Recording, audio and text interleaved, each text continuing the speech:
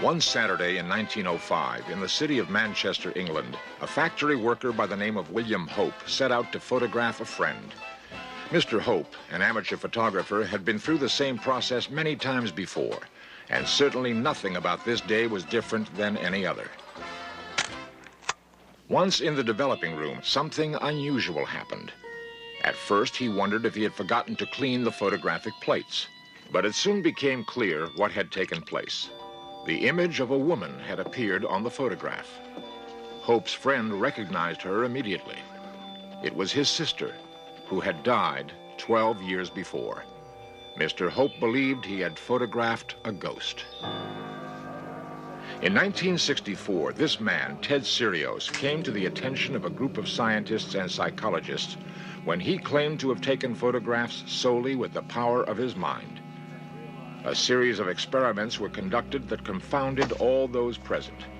The photographs he produced were simply unexplainable.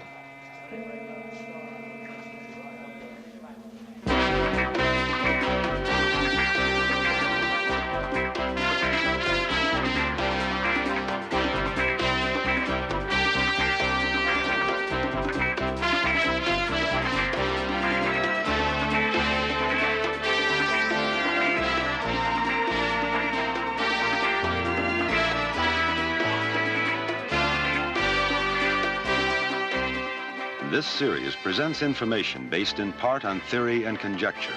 The producer's purpose is to suggest some possible explanations, but not necessarily the only ones, to the mysteries we will examine. In 1874, Sir William Crookes, a scientist and member of the London Psychical Society, was investigating the spiritual medium Florence Cook. It was said that Miss Cook would enter a cabinet and materialize a spirit named Katie King.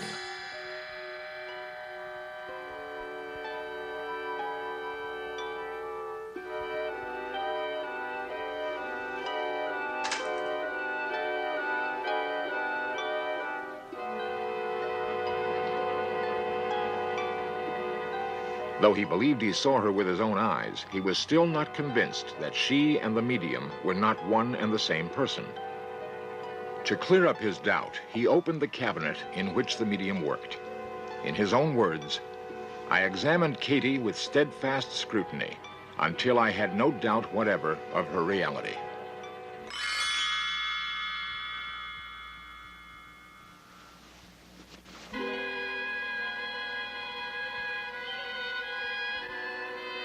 Vernon Miller is a photographic expert from the Brooks Institute of Photography.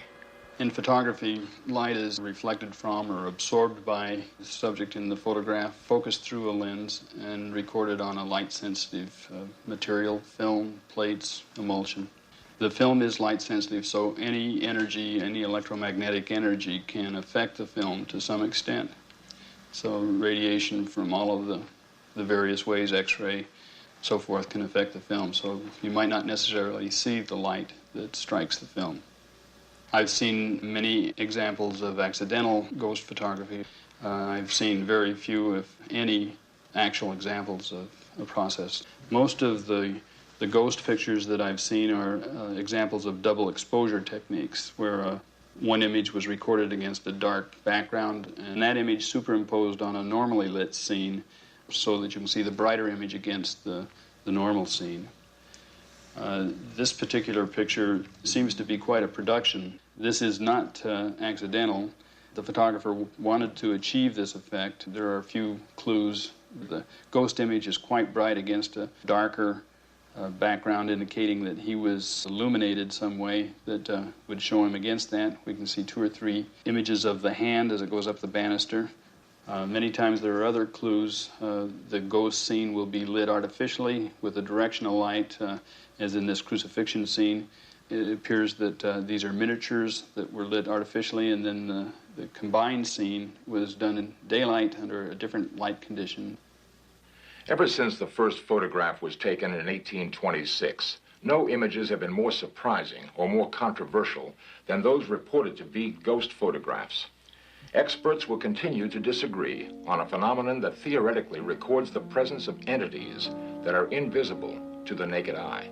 Attempts to cross the thin line between life and death have occupied man's mind for centuries. Perhaps photography, recording the subtleties of light and energy, can provide a glimpse into the other realm. William Hope, Sir William Crookes, and others were convinced this is so. This is known as the Armistice photograph and was taken on Remembrance Day near the London War Memorial in 1923. It purportedly shows an entire battalion killed in the Great War and gripped the public imagination like few other photographs before or since. But the question of how these images got onto film is still in debate. Raymond Bayless is a psychic investigator who has researched hundreds of ghost photographs. There are two main theories. One, of course, is that the origin of all psychic phenomena comes from the mind of an individual operating through the subconscious, and the other main theory is that the phenomenon itself is in some way instigated by a surviving spirit. I've taken part in some experiments that I believe were authentic, that is, that authentic psychic photographs were taken. Now, I'm not going to call them spirit photographs because I don't know whether they're the product of a spirit or whether they're a product of an individual's mind or what have you, but nevertheless, I do believe that they were actually psychic photographs, that is, they were paranormal. This is ordinary Polaroid film, 4 by 5 inches film, and it comes in a light-tight envelope. It can be utilized into any number of normal cameras by inserting it into a holder, film holder.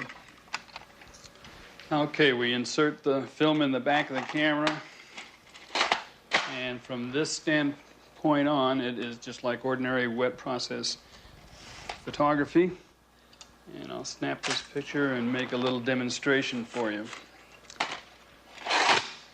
Now, in wet process conventional photography, there's a step in the darkroom where the film is processed and the picture finally printed.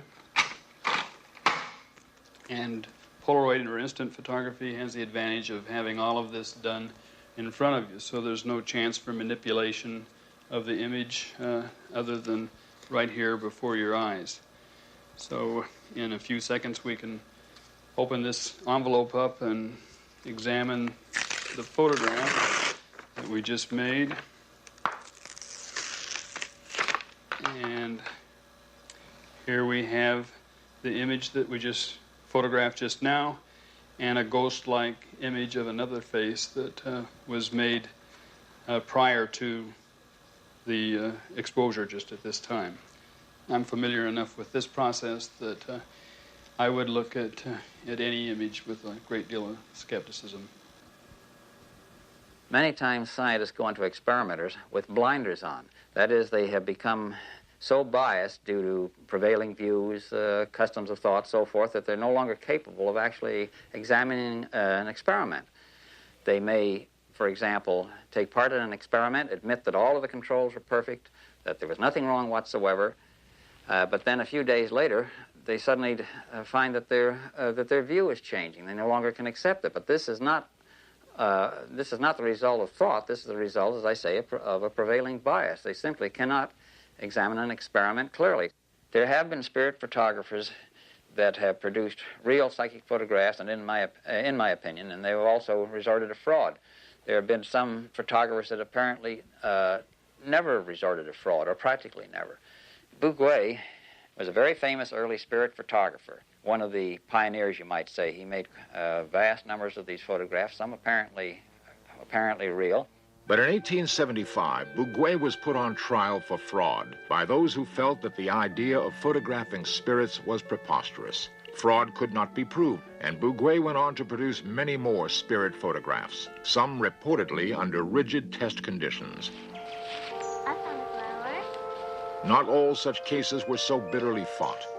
In 1917, Sir Arthur Conan Doyle came upon an incident that soon became well known throughout Europe. He reported that 2 young English girls, while playing in the woods near their home, believed they saw a gathering of fairies. They returned to the spot soon afterward and took these photographs.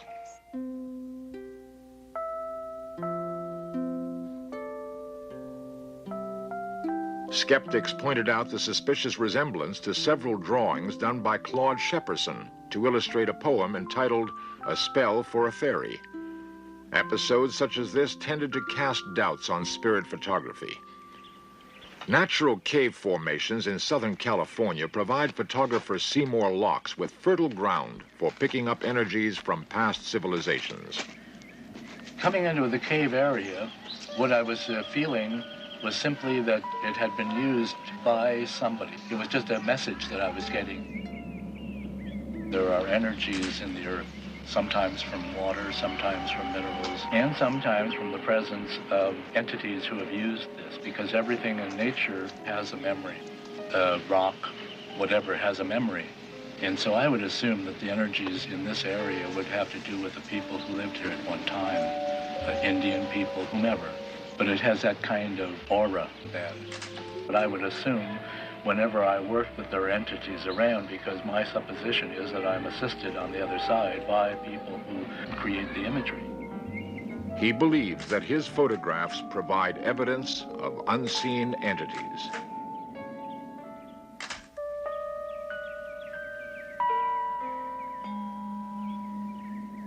More than 10 years ago, unexplainable images began appearing in photographs taken by Seymour Locks.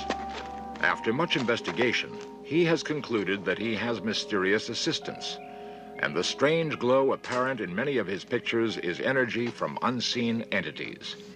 This is really beautiful configuration, and it's reminiscent of the opening to the sky that you would find in the mythologies of the American Indian. A psychometrist can hold an object and pick up images, sometimes vibrations, etc. A dowser can walk over a landscape and tell where the water or the mineral. Psychic photography, the ability to pick up an image, is comparable to picking up a clairvoyant image. You're simply using another medium. Photography is a receptive vehicle because it is silver. It has a vibration already. Sometimes the image is impressed while I'm developing. Sometimes it's impressed while it's in the camera. You don't need a camera. You simply need some kind of sensitized paper or film. The silver salts are a receptive vehicle. One of the most spectacular series was with a woman, Jerry Isaacson, who at that time was living in Santa Cruz. And I photographed her in a sequence of photographs in which she was doing a massage. And in the 5 frames that ensued, she became less and less visible. My experiences have been that white light is projected from the healer, and that they become transparent. Transparency and a luminosity seems to be prevalent in those photographs I've made of the healers. In one remarkable photograph, a human face stares at us from another time and space. After a seance, I wanted to see what I might pick up, because I was still feeling, as I generally do after a seance, the room is very, very strong because you've been building the energies, so-called, in that environment. The so-called upper levels of consciousness are apparently available more frequently to more and more people these days for whatever reasons we don't know. And they seem to go in cycles, and they tend to come in turbulent periods of time.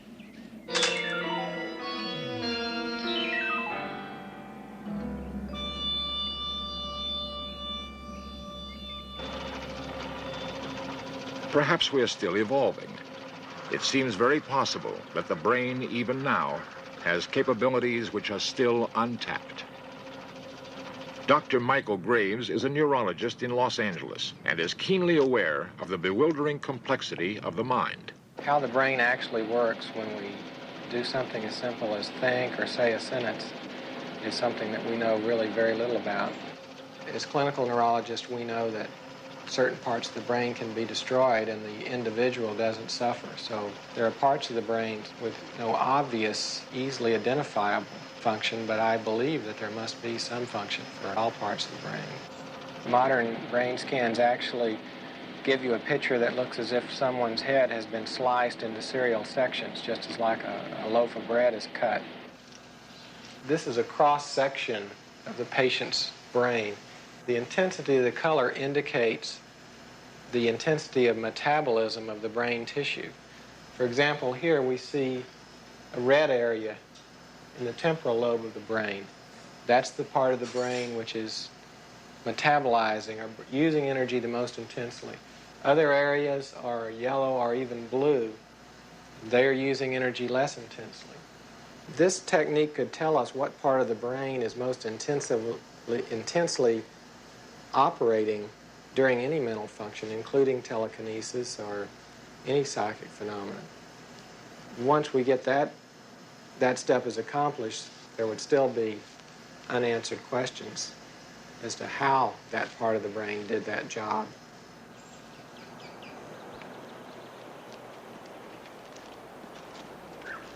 In Waterville, Maine, the Veilleur family has confounded skeptics with their ability to capture ghost images on film.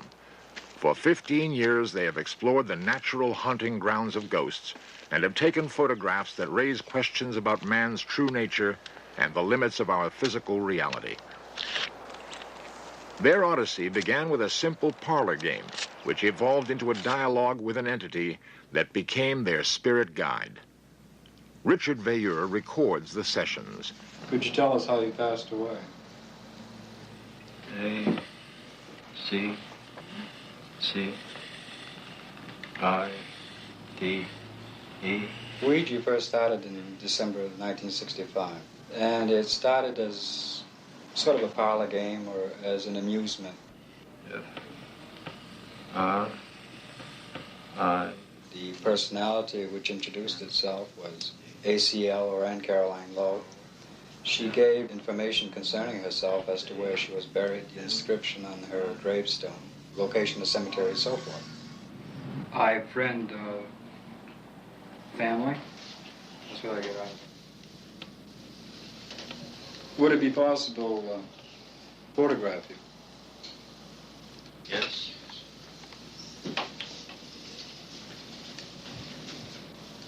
They were given the location of Anne Caroline Lowe's gravesite. With some trepidation, they visited the site and took this photograph of their young spirit guide.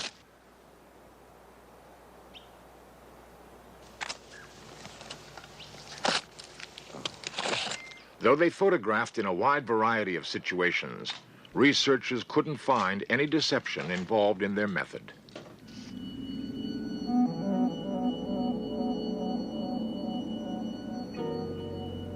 The personal reason to enter parapsychology was to determine the nature of the pictures and of the scripts.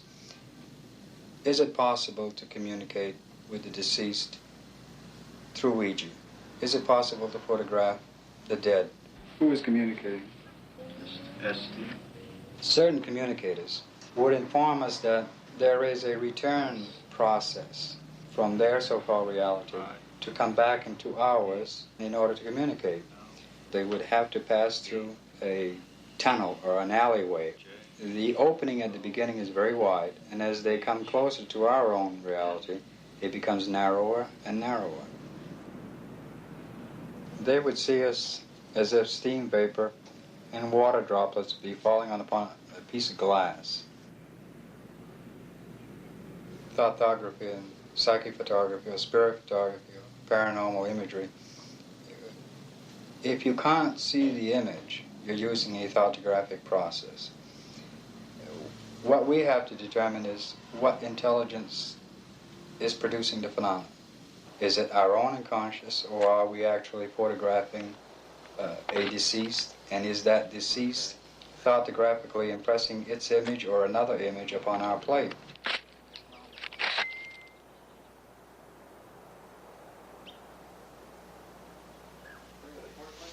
In 1966, in Denver, Colorado, a series of tightly controlled experiments are conducted. Researchers are checking and numbering fresh film and new cameras.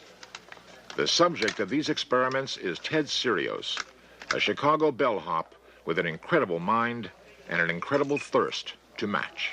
Ted Sirios' ability is the power to project his thoughts onto film. During the experiments, researchers take the pictures while Ted stares into the camera. His concentration is intense. His pulse rate rises to 120 or more. The results are staggering. Images of all kinds begin appearing on the film. A target photograph, unseen by Ted and known to only 2 of the researchers, is the image that Ted tries to duplicate. Sometimes, when he is sure he has the photograph, he shouts, "I got it that time." An amazing aspect of the pictures is that they often contain small errors in form. They are not quite exact duplicates, like the inverted strut of this plane. It is as though that part of his brain that does these things can't make up its mind about the target picture. Again and again, he matches the target pictures until it is difficult to doubt that he is actually doing what he says he is. One of the most spectacular demonstrations of all takes place in a Colorado television station. In a moment of bravado, Ted claims that he can actually put images onto the videotape. Here are the results of that experiment. Convention tells us that this should not be possible. But if these images don't come from the mind of Ted Serios, where do they come from?